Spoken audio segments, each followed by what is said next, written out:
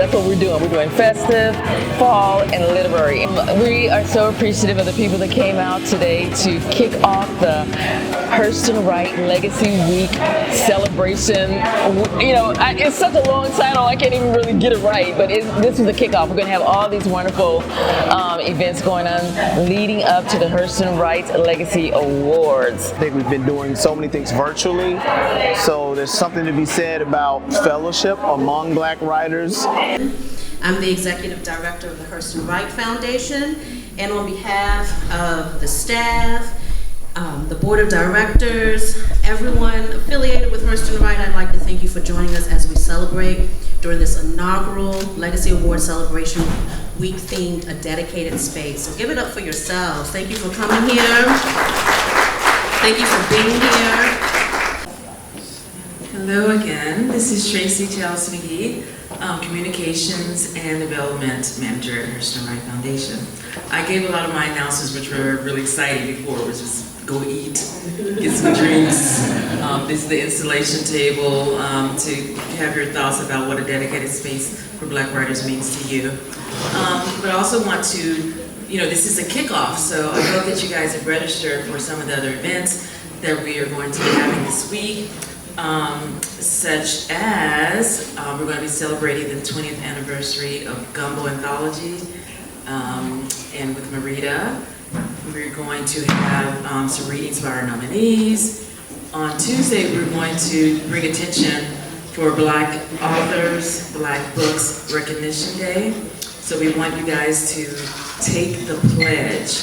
To take the pledge, I invite you to go to our website under Give and go down to Dedicated Space. It is basically 5 things that you can do to support Black writers. And one of the most important ones at the end you'll find is to make a donation. So to make it easy for you, actually, at the back of the program, you can use these handy dandy QR codes. One takes you to our link tree, which tells you a lot about the various things that we have going on, and the other one takes you to our Eventbrite page, which has a lot of things also that are going on that you can register for during this week. Good afternoon. Good afternoon. And the rest of you, good afternoon. I want to thank the Hurston Wright Foundation for this wonderful event. It's been a while, as it has been stated, since we've been able to get together to see faces that aren't on a smeared screen somewhere. Okay? So it's wonderful to be in the room, but I look forward to seeing your faces on my smeared screen of my laptop as we go through this week and attend all of the virtual events that have been set up for us. Okay? And I have a feeling that someone might be watching. Someone may know if you are participating in her vision as well. Yes. I thank you for the time that you've given me on this program today, and I just want to mention a few things. As I've just recently retired and I need something to do. After 25 years of teaching, I am giving all that I have to the Hurston Wright Foundation, working with Tracy in communications and working on getting us all dedicated space. Yes. That's my mission at this point.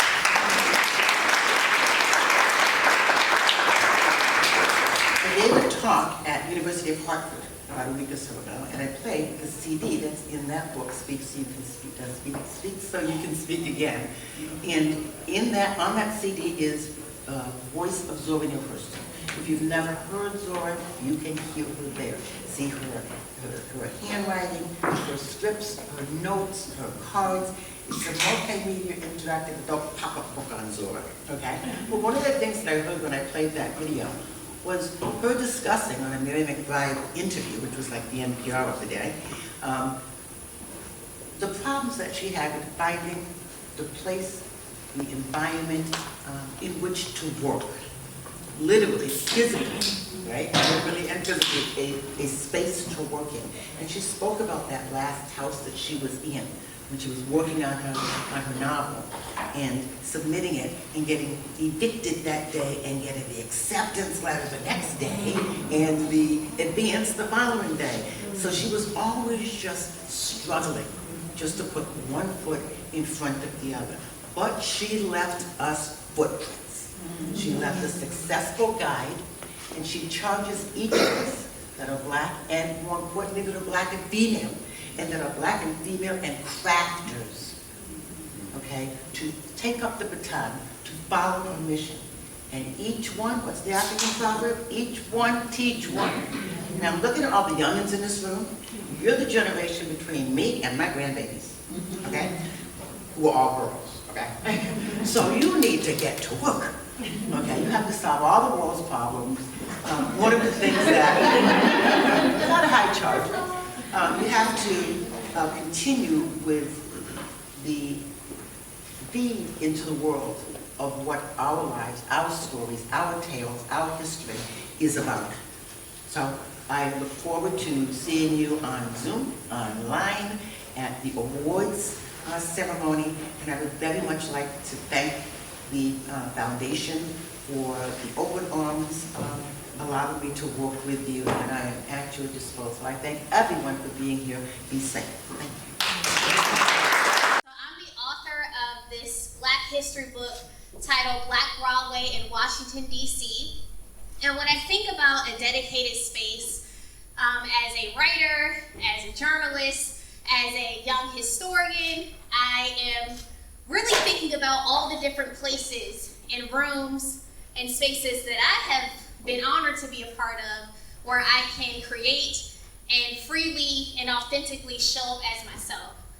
Being a Black woman, as Miss Lucy Ann Hurston has just said and given us the charge, right, to solve the world's problems. It's very hard to find spaces where you're accepted, especially writing history, especially writing Black history. But I've often been in rooms, whether it's like this, which is amazing, where I can be encouraged and inspired. Maybe it's a Zoom room, like the one you're going to be a part of later this week. Maybe it's a social media group, a library, a busy restaurant trying to finish a manuscript deadline, or it could just be at home with just you and your creation. And when I think about that, and I went on dates in high school at the Lincoln Theater. I saw Shaft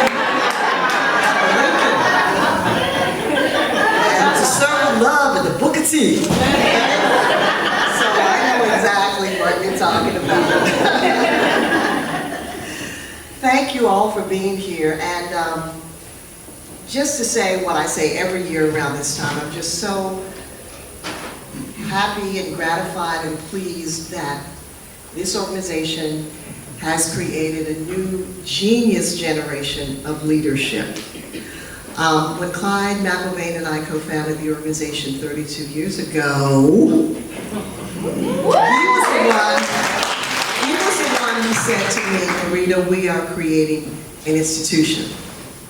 For all my bravado and bad self, I was a little hesitant. An institution, Clyde? We're creating, some workshops. No, Marita, we're creating an institution. And he had that vision that was so spot on and so right. And it just warms my heart every year to see that this idea of Black writers having a dedicated space is so powerful that no matter what challenges the organization has faced, this is an idea whose time has come, whose time came, and whose time will always be. Because Black writers know that this is their home, this is their dedicated space. So I want to thank everybody for being here again to celebrate another legacy. And actually, I'm going to say a few words about a writer who actually gave us the idea for the Legacy Awards. A few minutes ago, I was asked as part of the interview how I wanted to be remembered. And I said, well, I'd like to be remembered as someone for whom it was very important to always be creating community in my personal life and in my professional life. I believe that we're nothing without community, and a real community builds people up, nurtures them, strengthens them. And so that's what this has meant to me, to be constantly creating supportive communities. But as Clyde and I worked very diligently to create the organization, we were not doing it alone. so that this organization always been, yes, part of the Black community, but recognized as part of American literary culture. I want to speak for a minute about the people who have made all this possible. You know, when we talk about community, we really talk about people. When we talk about organizations, we're talking about people. And we can always rely on the generosity and the kindness, not of strangers, but of our fellow writers. And when we talk about an organization like this, we're talking about not the quantity of people, but the quality of the people who buy into and invest in this amazing idea. And one of the most important and visionary of those people was Elin Harris. And Elin Harris was a board member. As I said, I'll never forget, we used to have our board meetings over at the Smithsonian, and we were having a meeting, and we were talking about, you know, expanding the organization. We had the College Award, we had the workshops. We wanted to do something new. And it was Elin who said, we need to just have a national award. And once again, I'm bad. But I said, Elin, you sure about that? And I raised all the reasons why it might not work. But the thing about being head of an organization is you know when to shut up, and you know when to follow your board, and you know when to act on the faith of other people around you and not follow your fear. And so I said, okay, I was voted down. I said, we got us a legacy award. And Elin was a major fundraiser for the organization. He gave a big fundraiser. You know, Elin lived large. He gave a big fundraiser in Chicago at the 83rd floor of this beautiful building, and everybody who was anybody was there. So Elin was just an extraordinary person. He was a philanthropist. He was an activist. And very importantly, he was one of the first Black writers to write openly about the lives of our gay brothers and sisters. And his story is so interesting. He sold computers for IBM, Hewlett Packard, and AT&T for 13 years while living in Dallas, Washington, D.C., and Atlanta. And he was writing all that time. He finally quit his sales job to write his first novel, Invisible Life.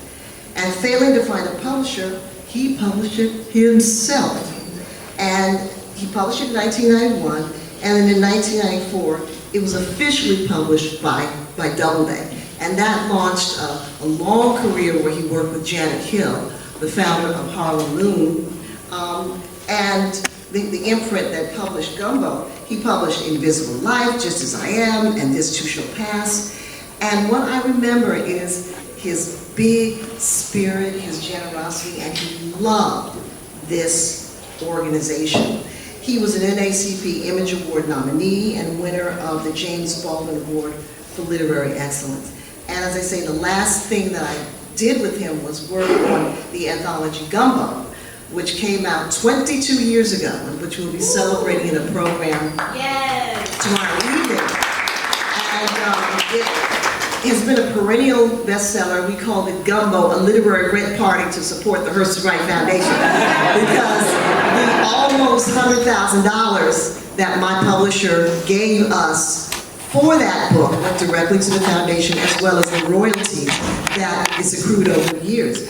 But we worked together, and Gumbo showcases over 70 Black writers who at that time were emerging, some of them already established.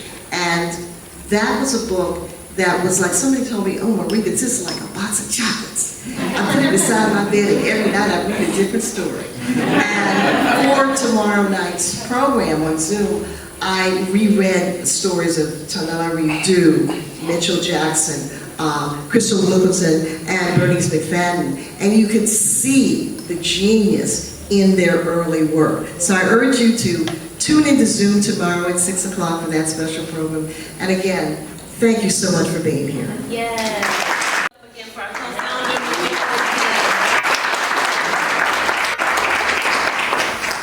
And so what some don't realize is that not only was she sharing, I love hearing her speak about the history of this organization because there's so much and so much meaningful history. But one of the people that she mentioned, Elin Harris, not only who ignited the idea of the Legacy Awards, also was a board member who showed up as the early energy, the lifeblood, early lifeblood of this organization in its genesis stage. And so, in recognition of Elin Harris, we decided to, and I say we, the staff, just so you know, the Legacy Award, Lifetime Achievement Awards, the merit awardees are selected by the board. The Legacy Book Awards are selected by previous Legacy Award winners. And so, the staff, we ain't really had nothing that we could share with anyone. just joking, but really, honestly, coming on board, it was necessary for there to be some type of recognition for those who have given so much to the organization, who are our board members. And for those of you, as I said in my welcome, I'm the first full-time executive director in the history of the organization. So what that means is that for the past 30 plus years, the organization has really been led by the board of directors in a way where they had been a managing board, now moving to being a governance board. And so as you can imagine, coming in as a new executive director, that transition is a major one. And I have to say that none of the things that have been possible this year could have happened without the diligence of the Board of Directors. So first, can we give acknowledgement to the Hurston Wright Board of Directors?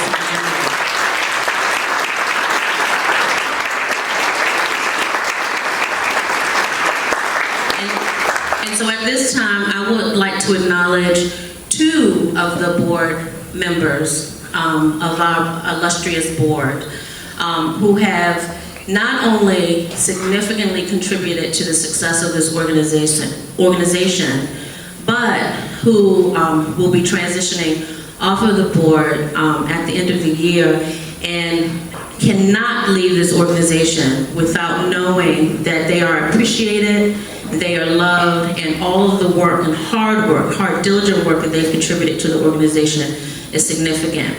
And so they will be the recipients of our first Elin Harris Impact Award, and is in honor of your exemplary service to the Zora Neale Hurston Richard Wright Foundation. And so our first awardee of the Elin Harris Impact Award is going to be presented to our board chair, Audrey Hipkins.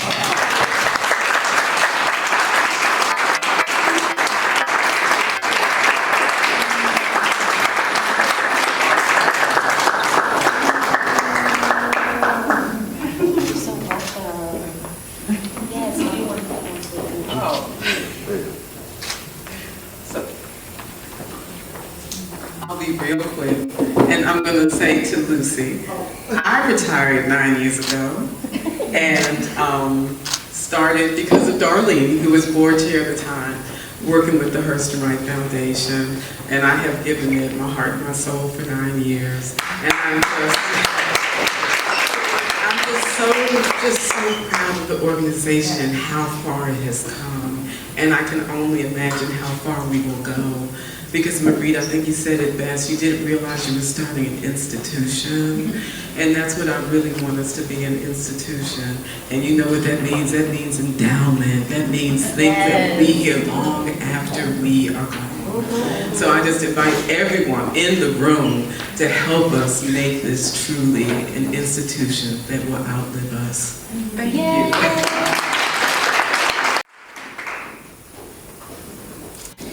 Our next recipient of the Elin Harris Impact Award is presented to a board member in honor of their exemplary service to the Zora Neale Hurston Richard Wright Foundation as both currently a board member and as a former executive director. Please, let's welcome to the stage Deborah Hurd.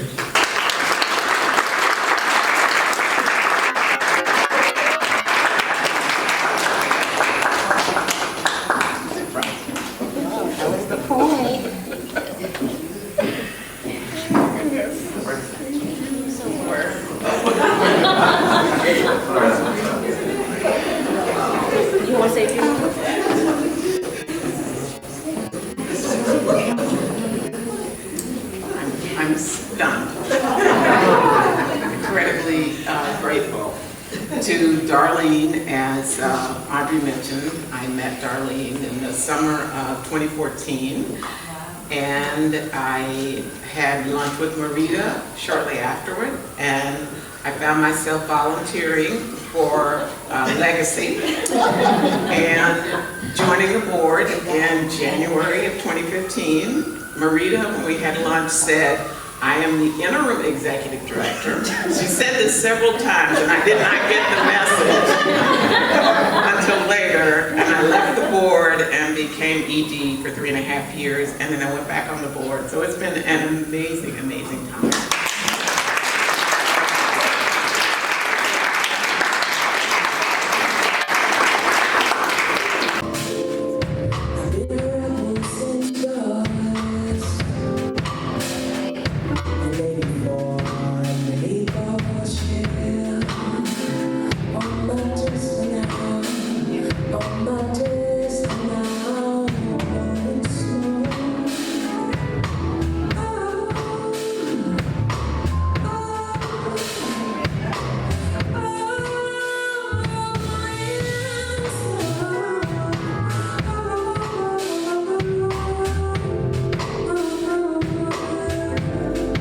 Yes, my name is Brianna Rose. I thought today's event was amazing. It continues to confirm why I do what I do as a writer, and to be surrounded by other Black writers is so inspirational, and I love that they're paving the way for great storytellers like myself. I thought it was an excellent event. It was beautiful.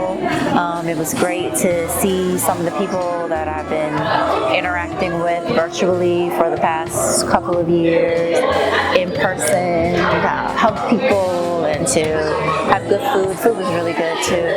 I was a part of the virtual weekend, Writers Weekend, which was awesome. It was amazing, enlightening, and educational, and it was really nice to interact with writers in the area and outside the area that I'd never met before, and kind of forge a little community through that experience. Well, today's event was a wonderful event for the Hurston Wright Foundation, and it's a continuation of a legacy started over 30 years ago, and I'm glad to be here sharing with Black authors, Black writers, Black poets who want to be supportive of and be in the vibrational frequency of people who contributed so much to this country.